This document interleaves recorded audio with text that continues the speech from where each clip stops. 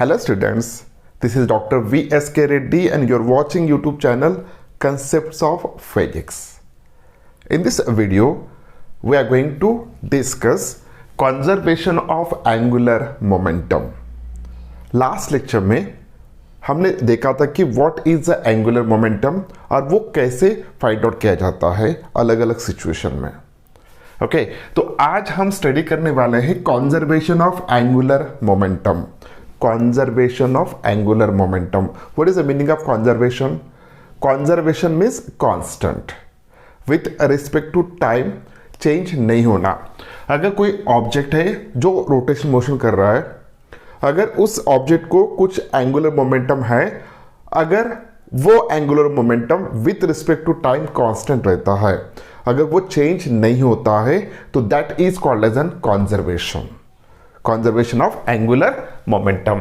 Okay so last lecture में हमने देखा था एक equation. If any particle it is moving, अगर कोई पार्टिकल है, if it is moving with velocity v in this direction, okay, having mass m, so about this point इस particle का जो भी एंगुलर मोमेंटम होगा वो एंगुलर मोमेंटम कितना आता है. So this is equals to r cross p. So what is a r? R is the position vector of that particle with respect to this point. तो about this point, इस point का position vector क्या बनेगा? So it is nothing but the r, यहां से लेके यहां तक. ओके सो इस पार्टिकल का मास है m, इसकी वेलोसिटी v, तो इसका मोमेंटम कितना बनेगा? तो momentum is nothing but the m into v. So this is the angular momentum which is equals to r cos p. अब इसको हम क्या करेंगे? डिफरेंशिएट करेंगे with respect to time. So therefore here dl by dt it is equals to, अब यहां पे दो वेरिएबल्स है.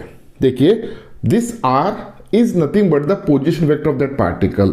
लेकिन जैसे जैसे particle with respect to time, time के साथ साथ पार्टिकल आगे जाने वाला है, अगर पार्टिकल आगे जाता है तो ये r का मैग्नीट्यूड और डायरेक्शन दोनों चेंज होंगे.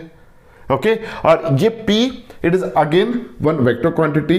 ये दोनों वेरिएबल्स हो सकते हैं, ऐसा हम कंसिडर करके चलते हैं. तो यहाँ पे r और p दोनों वेरिएबल है, दोनों टाइम के ऊपर डिपेंड है. सो देयरफॉर यहाँ पे हम डिफरेंशिएट करते वक्त यहाँ पे प्रोडक्ट का फॉर्मूला यूज करेंगे. So d d t of r cross p. Okay अब प्रोडक्ट फॉर्मूला क्या है? So derivative of first into second as it is रखेंगे, plus derivative of first as it is derivative of second. So first का derivative dr by dt, cross product है p, plus first इसका derivative कर लिया हमने, second को as it is रखा था. अब second first as it is रखेंगे, क्रॉस प्रोडक्ट सेकंड का डेरिवेटिव करेंगे. So dp by dt. Okay so this is nothing but the dl by dt. So dl by dt is equals to this one. Now see here, so dr by dt, the rate of change of position vector with respect to time. The rate of change of position vector with respect to time, this is nothing but the velocity. So therefore this is equals to v cross p plus r cross dp by dt. Newton's का second law, the rate of change of momentum, it is nothing but the force. Therefore this is nothing but the force F. Okay, अब यहाँ पे अगर हम बात करते हैं first term की, v cross p. So what is v? v is the velocity of that particle. P is a momentum of that particle. अब इस पार्टिकल की वेलोसिटी का डायरेक्शन देखिए, इसी पार्टिकल का मोमेंटम का डायरेक्शन देखिए. ऑब्वियसली लीनियर मोमेंटम और उसकी वेलोसिटी का डायरेक्शन कैसे रहने वाला है? सेम रहेगा. अगर ये दोनों सेम डायरेक्शन में हैं, अगर दो वेक्टर्स है, दोनों के डायरेक्शन सेम है और उनका क्रॉस प्रोडक्ट कितना होना चाहिए? जीरो वेक्टर आएगा, क्योंकि यहाँ पे v क्रॉस p, अगर इसका मैं मैग्नीट्यूड लेता हूं तो मैग्नीट्यूड कितना आएगा? देखिए तो first vector as it is लिखता हूं, second vector as it is लिखता हूं, into sine of the angle between this two. अब यहां पे दोनों वेक्टर सेम डायरेक्शन में है तो दोनों में का एंगल कितना बनेगा, जीरो बनेगा।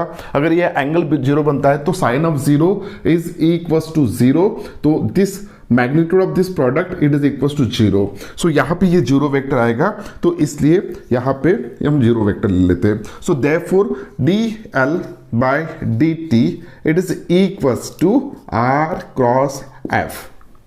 कुछ याद आ रहा है आपको? R cross F, R cross F, this is nothing but the torque. Okay, so this is nothing but the torque. So tau से हम रिप्रेजेंट करेंगे। So dl by dt is equals to tau. So final equation जो हमें मिला यहाँ पे, so this is equals to dl by dt, it is equals to torque. What is dl by dt? It's a time rate of change of L. Time rate of change of angular momentum it is equals to torque. अब इस equation को थोड़ा हम यहां पे detail में discuss करते हैं। तो यहां पे देखिए, so d L by D T is equals to tau external में लिखता हूं, क्योंकि यहां पे जो भी टॉर्क एक्ट होने वाला है उस रोटेटिंग बॉडी के ऊपर या पार्टिकल के ऊपर, so that should be the external. अगर ये होता है तो dl by D T is equal to external torque. अगर मैं एक्सटर्नल टॉर्क जीरो अप्लाई करता हूं, ओके, अगर मैं एक्सटर्नल टॉर्क जीरो अप्लाई कर रहा हूं, इस पार्टिकल के ऊपर एक्स्ट्रा कोई टॉर्क अप्लाई नहीं कर रहा हूं with respect to this one, इस पार्टिकल के ऊपर with respect to this one में कुछ टॉर्क अप्लाई नहीं कर रहा हूं, तो उस केस में so if torque external, if it is equals to 0, if torque external is equals to 0, then so this dl by dt is equals to 0। Means इसका मतलब क्या है? Rate of change of angular momentum with respect to time is equals to 0। इसका मतलब है L change नहीं हो रहा है, एंगुलर मोमेंटम टाइम के साथ चेंज नहीं हो रहा है, so this is a constant. Okay, तो ये कांस्टेंट रहेगा। So L is equals to constant. What is L?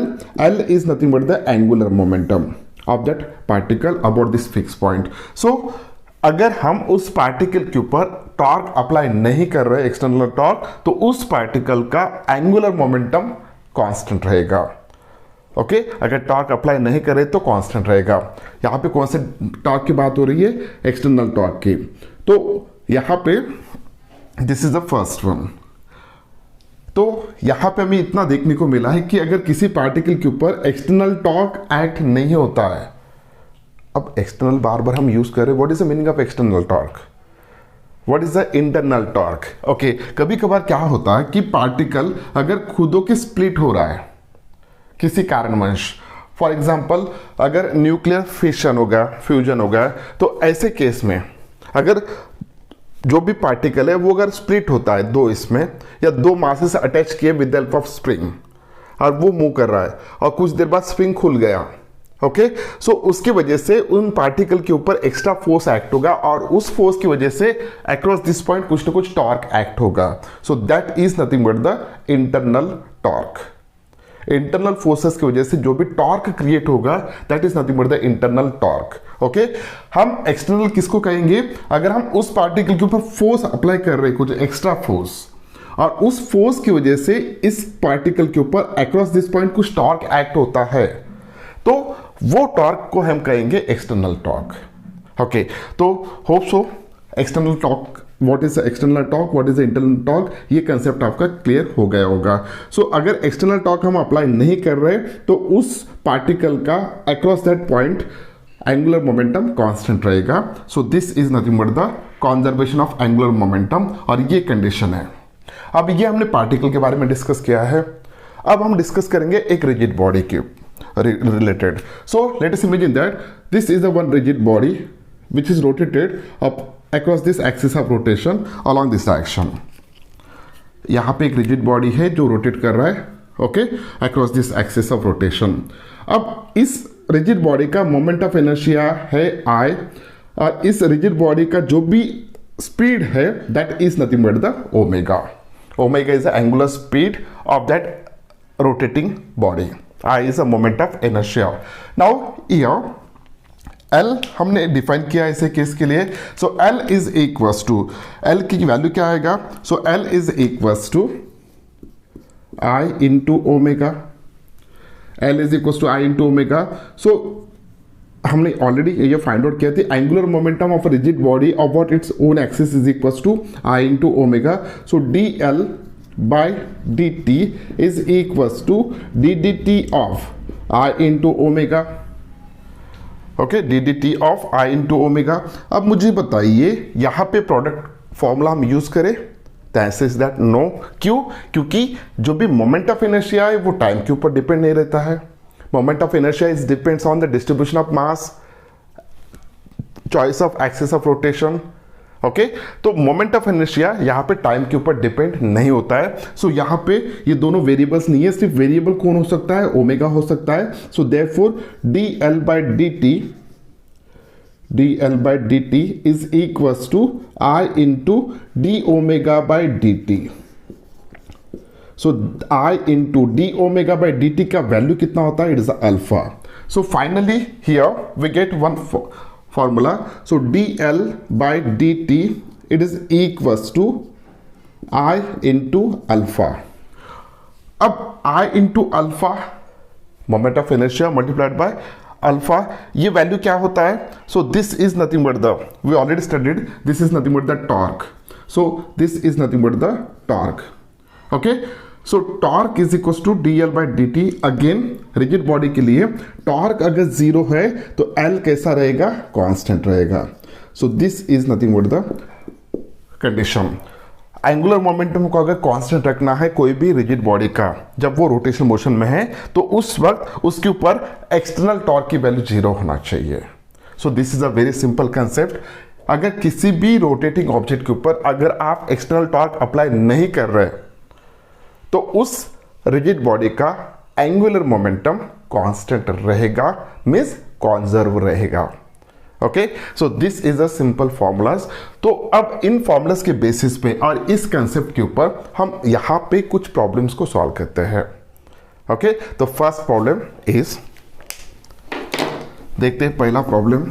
अब बहुत इजी कंसेप्ट है, इसके ऊपर अलग अलग टाइप में क्वेश्चंस पूछे जाते हैं, वो हम यहाँ पे देखेंगे कि किस टाइप के क्वेश्चन पूछे जाते हैं. First question, a thin circular ring of mass m and radius r is rotating about its axis with an angular speed omega naught.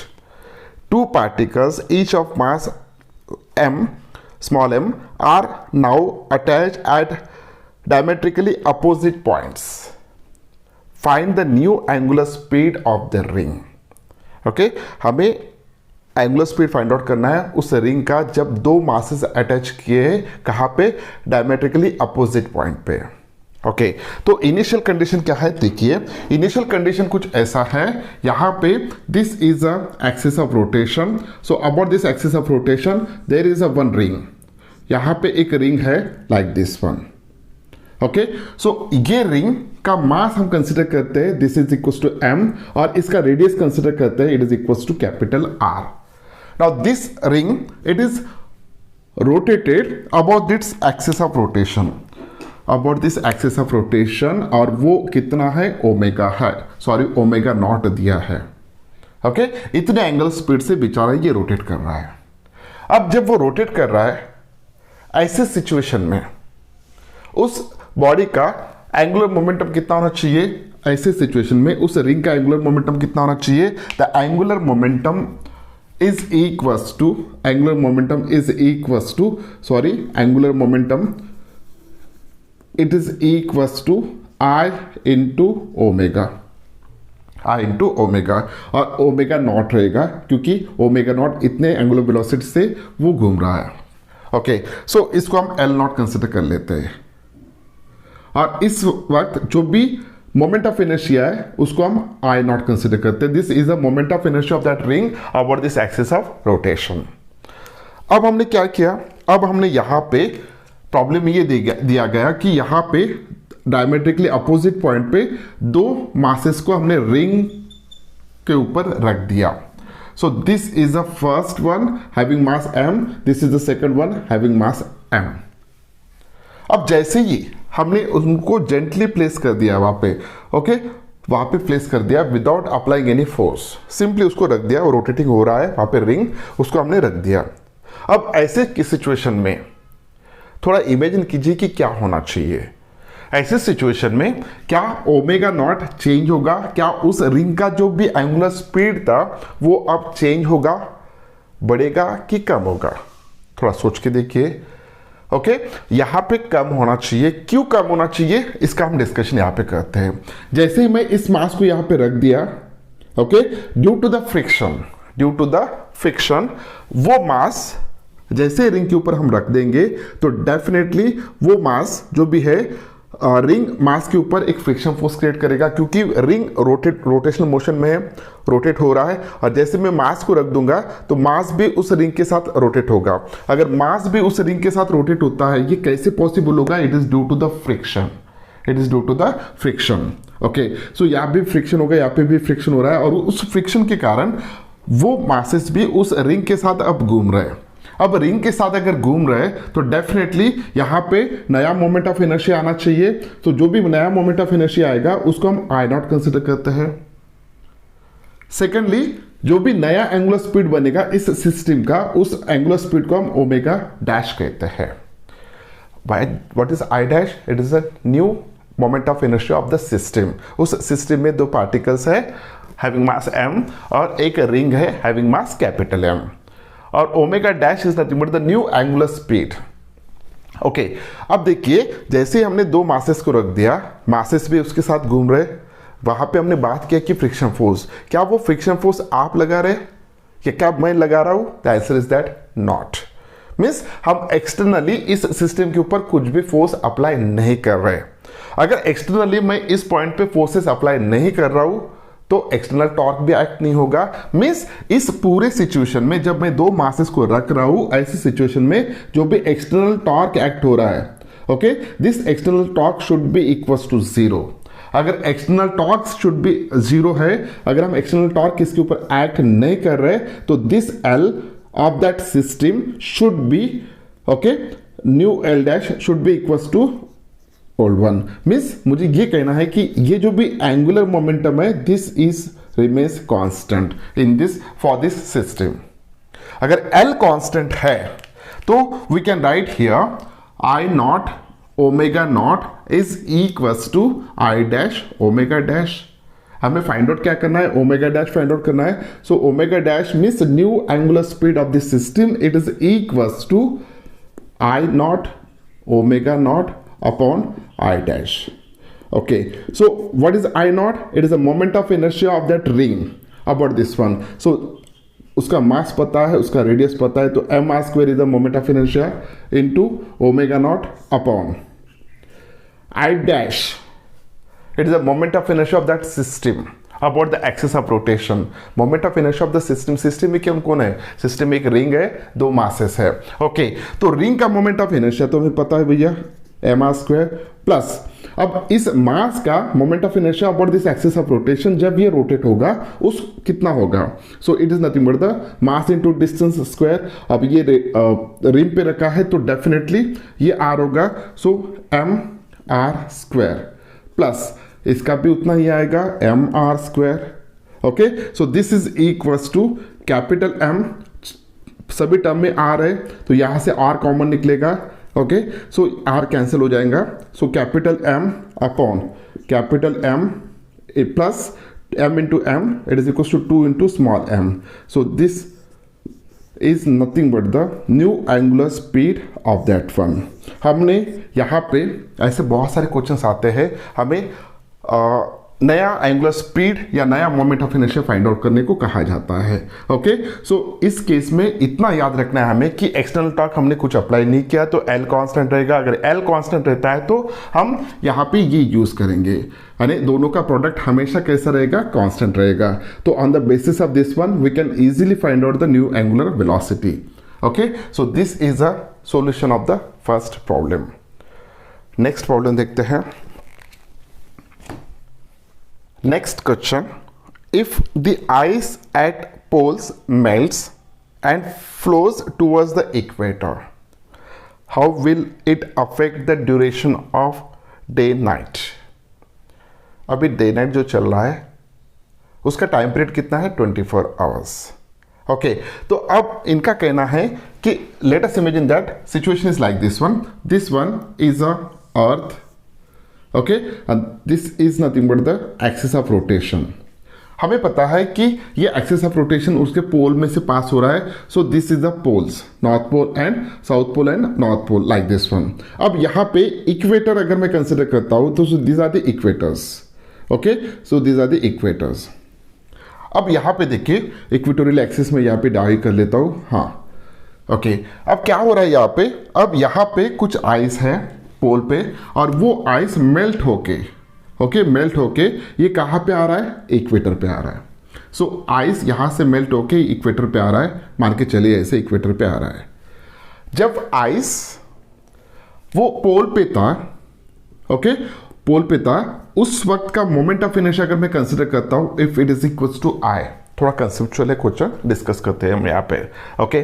तो जब पोल पे आइस था तो मासेस एक्सिस ऑफ रोटेशन के पास में था, एक्सिस ऑफ रोटेशन के पास में था जो भी मासेस है, ओके।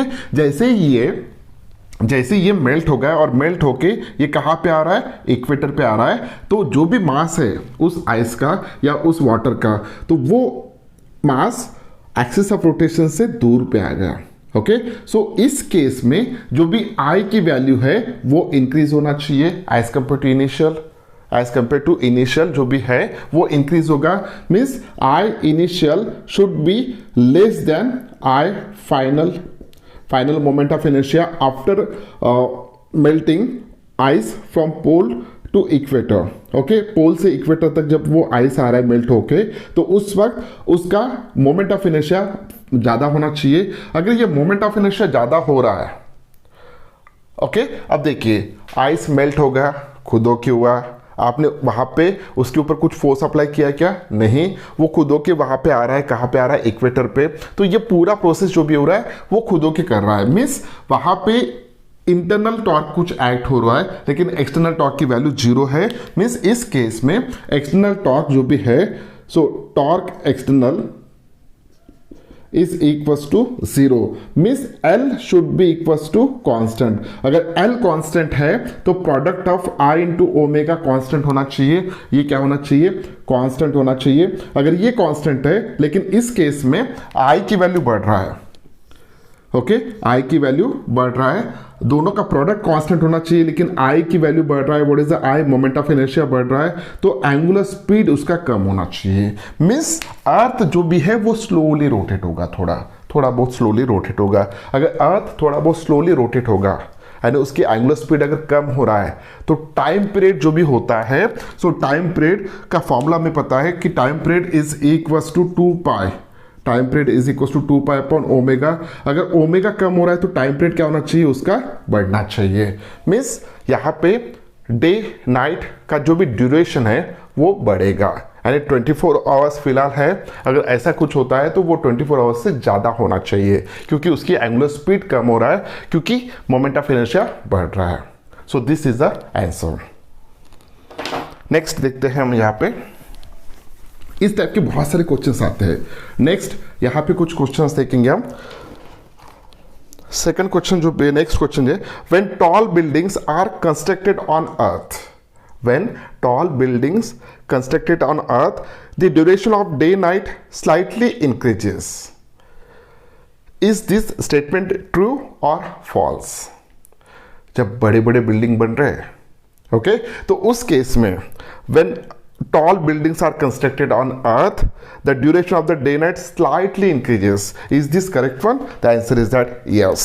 क्यों करेक्ट है, क्योंकि देखिए अर्थ का सरफेस जो भी है, सरफेस के ऊपर फिलहाल सब्सटेंस है या मैटर है कुछ, लेकिन जैसे जैसे बिल्डिंग्स बनेंगे, ओके, तो थोड़ा मास तो भैया दूर जाएगा ही जाएगा एक्सिस ऑफ रोटेशन से, मास तो थोड़ा दूर जाना है, मास का डिस्टेंस बढ़ना है एक्सिस ऑफ रोटेशन से, तो मोमेंट ऑफ इनर्शिया भी बढ़ना चाहिए क्योंकि मोमेंट ऑफ इनर्शिया का डेफिनेशन क्या है, it is equals to summation MI/R square. So यहाँ पे मास भले ही उतना ही है लेकिन रेडियस बढ़ रहा है यानी उसका डिस्टेंस बढ़ रहा है एक्सिस ऑफ रोटेशन से जब आप बिल्डिंग बना रहे हो, ओके। तो ऐसे केसेस में आई की वैल्यू थोड़ा बहुत बढ़ना है। अगर आई की वैल्यू बढ़ता है तो ओमेगा कम होगा, अगर ओमेगा कम होता है तो अर्थ थोड़ा स्लाइटली घूमेगा, तो डे नाइट जो भी होगा यानी ड्यूरेशन जो भी होगा डे का वो बढ़ेगा, डे नाइट का बढ़ेगा। Okay, so answer is true. Next question इसी टाइप का है, वो भी हम देखते हैं। Next one, if radius of earth is increase without changing its mass, with the length of day increases, decreases or remains constant. Okay, if the radius of the earth increase without changing in its mass, सिर्फ radius बढ़ा रहे, अगर radius बढ़ा रहे mass change नहीं कर रहे, तो रेडियस अगर बढ़ा रहे तो ऑब्वियसली है यहाँ पे जो भी अर्थ है वो सॉलिड स्फीयर है। अगर सॉलिड स्फीयर है तो उसका मोमेंट ऑफ इनर्शिया कितना बनना चाहिए, तो 2/5 इंटू mr²। रेडियस बढ़ रहा है, मास उतना ही है, तो मोमेंट ऑफ इनर्शिया बढ़ेगा। अगर मोमेंट ऑफ इनर्शिया बढ़ता है तो L कॉन्जर्व है तो I इंटू ओमेगा, तो L कॉन्स्टेंट है तो I बढ़ता है तो ओमेगा कम होना चाहिए। अगर ओमेगा कम होता है तो T की वैल्यू बढ़ेगा। अब तक हमने वही देखा है। ओके, तो ऐसे डिफरेंट टाइप्स के क्वेश्चंस यहां पे पूछा जाता है। So this is nothing but the another one. अब यहां पे angular momentum, last point discuss करें। Angular momentum is equals to I into omega है। ओके, इसी तरह kinetic energy of rotating body it is equals to half into I ओमेगा² है। अगर किसी बॉडी का L कांस्टेंट होता है, अगर किसी बॉडी का L कांस्टेंट होता है, मीन्स इन दोनों का प्रोडक्ट कैसा होगा, कांस्टेंट होगा। तो मैं यहां पे क्या कर रहा हूं, काइनेटिक एनर्जी को I से मल्टीप्लाई कर रहा हूं, I से डिवाइड कर दिया। Okay, so I into I² हो गया। Okay, so this is equals to kinetic energy of rotating body is equals to I into omega, ये होता है L, so L² upon twice I, L² upon twice I। ये और एक formula यहां पे आ गया। अगर किसी भी बॉडी के ऊपर एक्सटर्नल टॉर्क की वैल्यू 0 है, ओके, एक्सटर्नल टॉर्क की वैल्यू 0 है, तो उसका L that is angular momentum कैसा होना चाहिए, इट शुड बी कांस्टेंट होना चाहिए। तो ऐसे केस में, ऐसे बॉडी के लिए तो काइनेटिक एनर्जी जो भी होता है it is proportional to 1/I। ये बहुत इंपॉर्टेंट है, इसके ऊपर क्वेश्चंस पूछे जाते हैं, एमसीक्यूज पूछे जाते हैं। अगर किसी बॉडी के ऊपर एक्सटर्नल टॉर्क एक्ट नहीं हो रहा है तो उसका L कांस्टेंट होगा। अगर L कांस्टेंट है तो kinetic energy is proportional to 1/I। अगर उस बॉडी का मोमेंट ऑफ इनर्शिया बढ़ता है, मोमेंट ऑफ इनर्शिया बढ़ता है तो उसकी काइनेटिक एनर्जी कम होगा। अगर किसी कारणवश मोमेंट ऑफ इनर्शिया कम होता है तो उसकी काइनेटिक एनर्जी रोटेटिंग बॉडी की बढ़ेगी। सो इसके ऊपर भी प्रॉब्लम्स पूछा जा सकता है। सो ये था discussion about conservation of angular momentum. Conservation means constant. तो इसी के ऊपर और जितने भी अभी तक के टॉपिक हुए इसके ऊपर और कुछ कंसेप्ट्स के ऊपर प्रॉब्लम्स को कैसे सॉल्व किया जाता है ये हम आखिर में देखने वाले। इसके ऊपर भी 7-8 वीडियोस बनेंगे। ओके, तो मिलते हैं नेक्स्ट वीडियो में रोलिंग मोशन को लेके, जो भी बहुत इंपॉर्टेंट कंसेप्ट है JEE के पॉइंट ऑफ व्यू।